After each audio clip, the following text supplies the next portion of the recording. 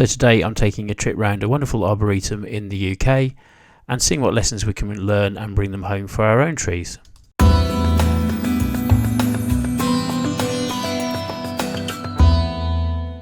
Hi there maple fans, and in this series of videos I'll be sharing what I do throughout an entire year on a monthly basis. Please note that these months are based on UK timings, but of course can easily be adapted to anywhere else in the world. So today's video is set at Westonbirt Arboretum in the UK. Don't switch off if you're not in the UK. I think there's loads of learnings for everybody here, and they would apply to trees planted in pots as well really. So this is Acer palmatum Jane, and what you can see at the top is a lot of dieback.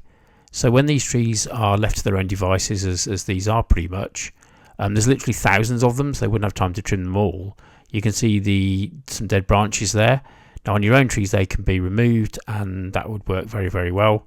On this tree here we can see some really interesting changes, which again is a good lesson because this tree is not changing colour uniformly, and this will be a theme that runs through quite a bit of this video really. As you can see, it really depends on the orientation of the branches and leaves. So if the leaves have a bit more sun exposure, for example, then this can bring the colour changes on quite a bit, from the absolutely gorgeous red that we can see here, and even some of the samaras on this tree, the little seeds are red as well, which is gorgeous. But as you can see in the background, where the tree's more shaded or where there's different conditions, that can certainly make a massive difference.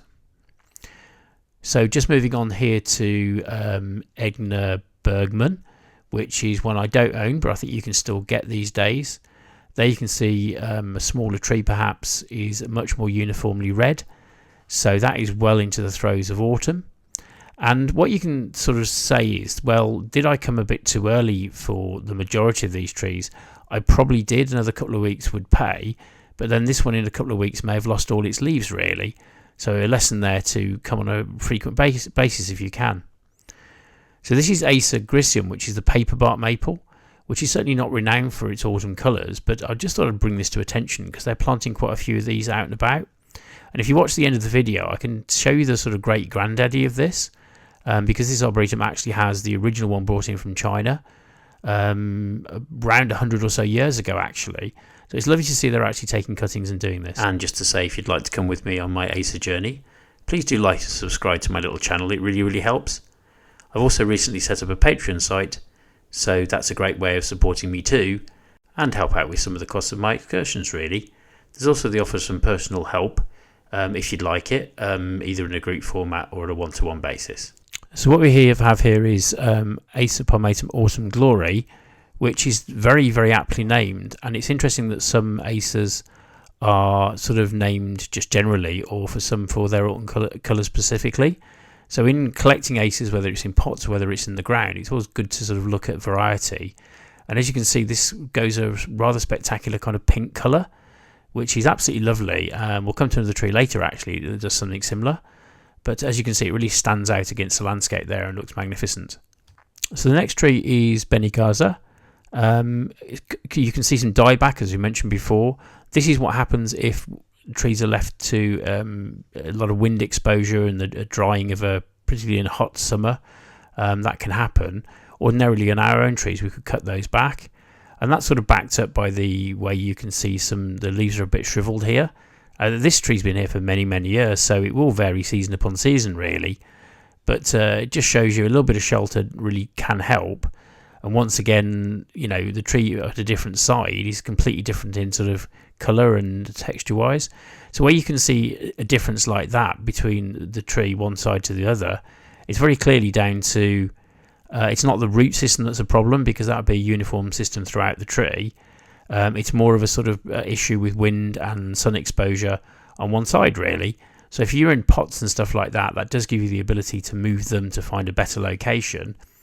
Put straight in the ground like this, then you sort of have to suffer as it is really. I mean, there's not a lot you can do about it.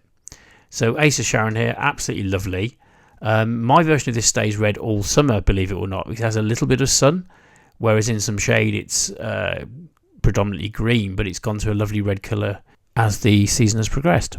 So this Acer here is called English Town. Again, some of these cultivars are quite old, so then it may not be available, but the principles are all there. And this is a witch's broom.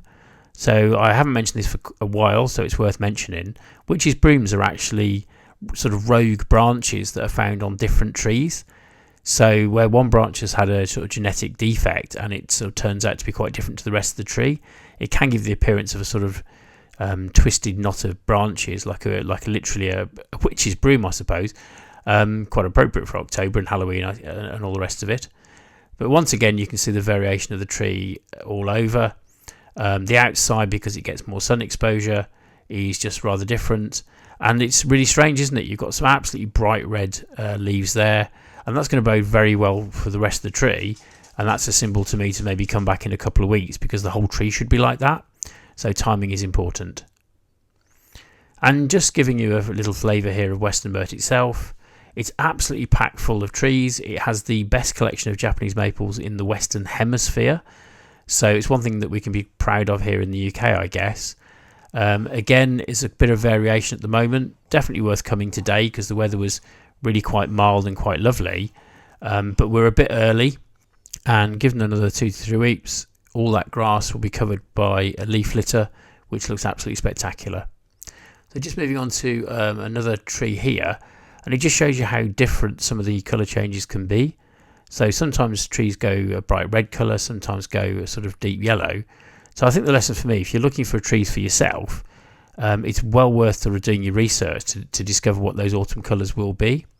And also, if you look at this sort of classic upturn vase effect here, that tree is not going to take up a lot of room, so it's a really nice tree to grow in a sort of more compact garden. And just noting the great big trees behind there as well. Why? Because this is how this arboretum is constructed, and Acers are basically designed to grow under the shade of larger trees. So if we go away from that, we just need to be quite careful, really, because they are shade loving. This is Yasmin, which I've got in my garden, and it just shows you it's lovely to go to these arboretums and see full grown versions of trees that you may well have, because it's just nice to see what they would turn out like if they were to be in the ground. This is quite a sprawling large tree, to be honest, so I don't think I'll be planting mine in my garden. But look at those colours, absolutely fantastic. So moving on to a dissectum here. Again, these have been here for many, many years, so consequently it's interesting to see how big they've actually got, and that is still a really small, manageable size. So if you do want to plant some trees in the ground in your own gardens, particularly by water, these look absolutely fantastic and are far, far more manageable in terms of size. But it's quite an exposed position here. There's not a lot of shade, there's not a lot of anything really. So yes, we've got a little bit of dieback going on, but nonetheless looks absolutely lovely. And here we have Shiraz, which is a particularly nice cultivar in that it stays fairly pink throughout the entire summer. So quite a few of these trees leaf out in a nice pink colour in the spring, but they kind of lose it. And as you can sort of see there against the background, it's really quite different. And you can see there that the contrast is very visible next to the other trees, really. So that would be a nice addition. So this Edisbury is a redwood type tree, as they refer to it. Just to note that this normally means that the growing sort of tips of the tree has red branches to it. What you'll find is that the more established branches turn a more usual colour, as you could see. This has been given a lot of sun exposure because it can tolerate it very, very well. And a more common version of this is something like Sangukaku, which has got a sort of red bark to it. But absolutely gorgeous looking tree, and the leaves up there, as we can see, are turning a beautiful shade of red. So once again, glad I came because that makes a big difference. We've also got a contifolium here as well, which is really quite spectacular on this side. As you can see, more shaded leaves look different, but look at the colours in that, just absolutely amazing really. It's quite a large sprawling tree, so you need a bit of sideways room for this one, as you can see. So once again, coming to these arboretum, you get an idea of their form and shape, and whether they're in a pot or they're in the ground, then you're going to see the habit and the form of them. I quite often get people sort of contacting me on the website or whatever, and sort of asking about, well, how do I prune trees? And I really think that sort of careful selection of the right cultivar to start with makes a huge amount of difference. So like this little fella here, it's quite low and spreading, and that might suit some people if you don't want anything too tall. But the overall side of the tree is very manageable and very nice, really. So again, sort of picking the cultivar carefully to start with can make a huge difference. So here we have a tree, and this is a wonderful example. It looks like two separate trees. It absolutely isn't. So sometimes it's just very curious that you get this very strange effect where a bit more sunlight in one area can make a really quite profound difference to the tree. So I just thought that was worth showing as one sort of blends into the other. And here we have sort of more examples, to be honest with you. If you ever get a chance to go out to a local arboretum in your country, I would certainly do it. There's Westonbirt Arboretum, which is absolutely lovely. There's Bodenham Arboretum as well in the UK. But Westonbirt's probably the king of them all, but it is quite a large area to walk round. And it's certainly essential to book at this time of year because it can get quite busy. So there's the original paper bark that I mentioned, absolutely magnificent. The leaves on this tree aren't that spectacular, but the bark, my goodness, it looks absolutely wonderful, to be honest. I've got one of these, and they don't look that good in pots. Well, they're small to be fair, because the stems are quite small, but nonetheless a worthy addition to any collection, I guess. So lesson really is go to these places, get a membership if you can, because often these places allow you to access other ones for the same money. So I'm a member of Batsford, that gets me into here as well, and Bodenham.